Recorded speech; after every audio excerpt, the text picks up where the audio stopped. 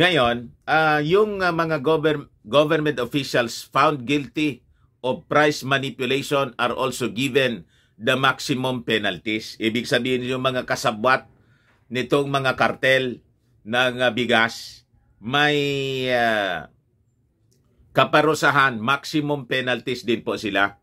Siguro, ang hindi ko nakita rito, idagdag na lang po siguro ninyo po, Congresswoman Kimbo, lifetime din sila na bawal, disqualified na sila sa pagninegosyo ng bigas.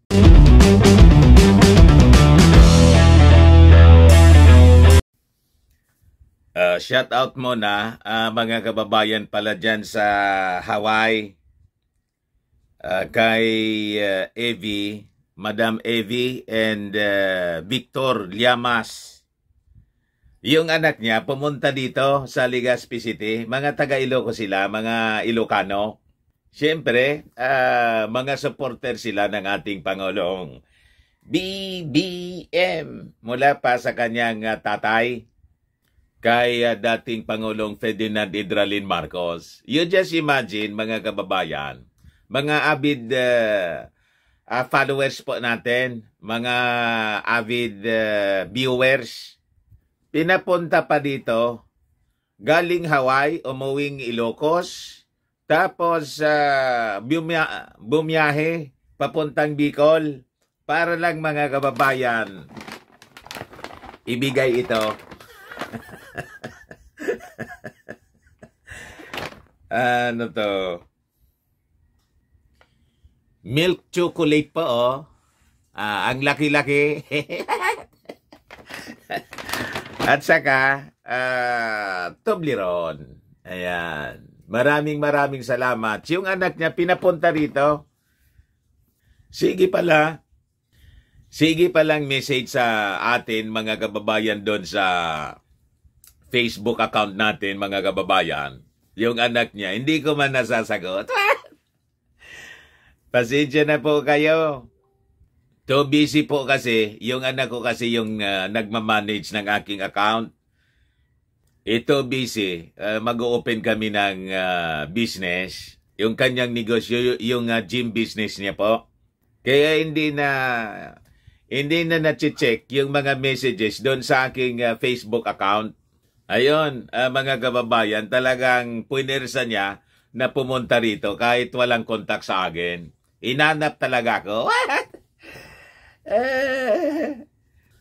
Maraming salamat po.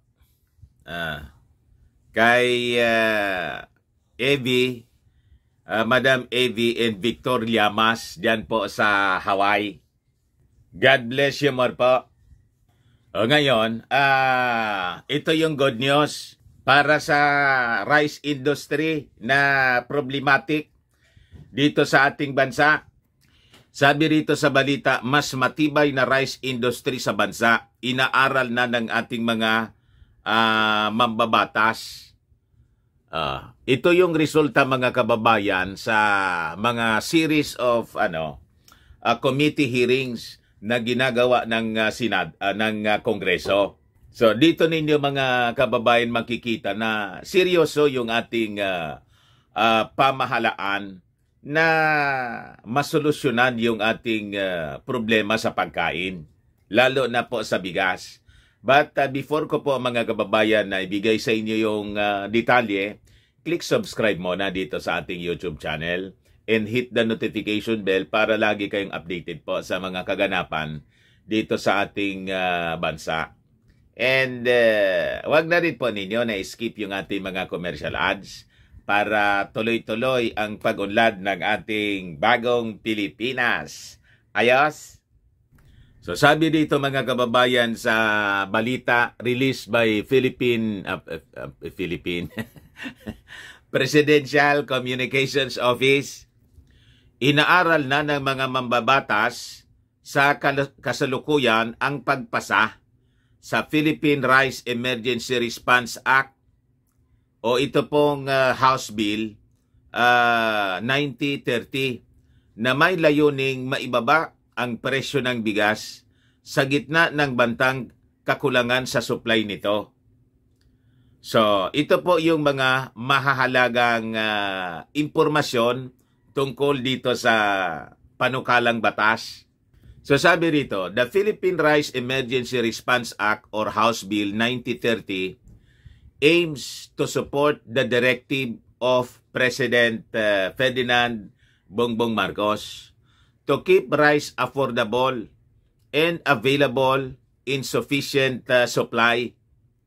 Pag naipasa ito, mga kababayan, itong batas na to can shield consumers, itong mga local farmers, pati mga traders mula sa tinatawag na price shocks.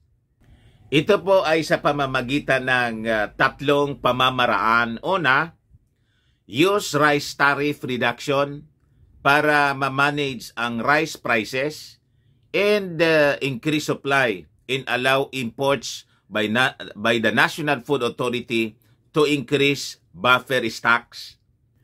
Pangalawa, mga kababayan, subsidize key stakeholders in the production and consumption of rice.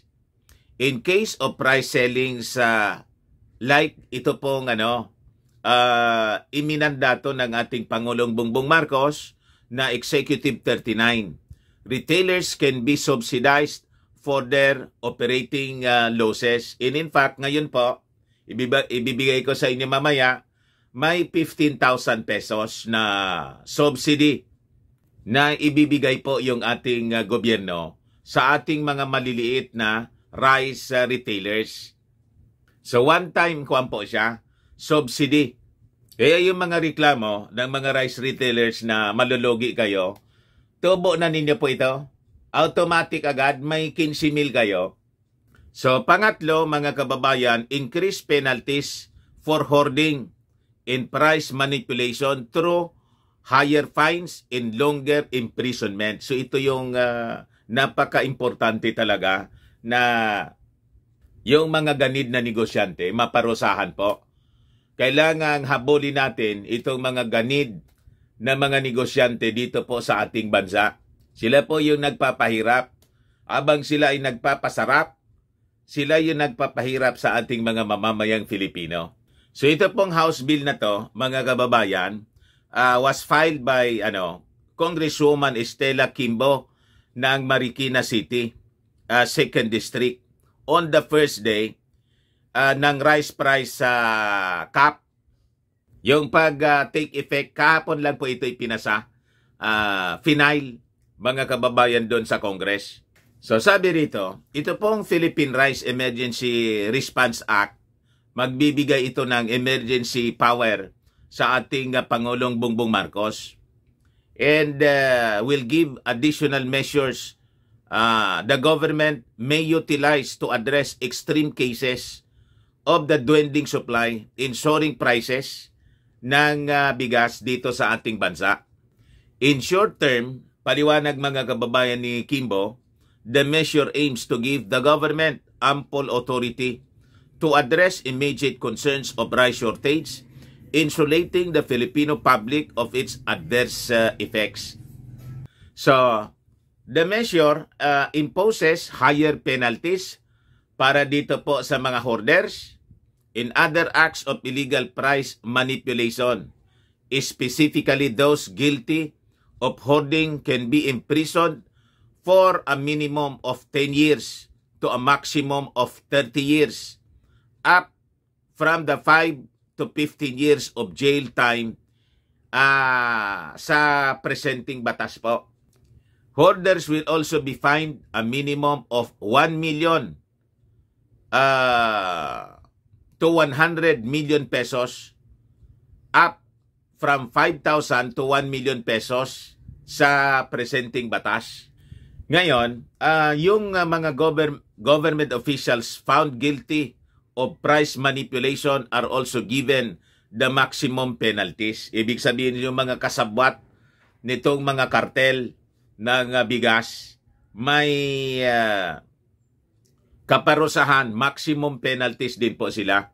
Siguro, ang hindi ko nakita rito, idagdag na lang po siguro ninyo po, Congresswoman Quimbo, lifetime din sila na bawal disqualified na sila sa pagninegosyo ng bigas.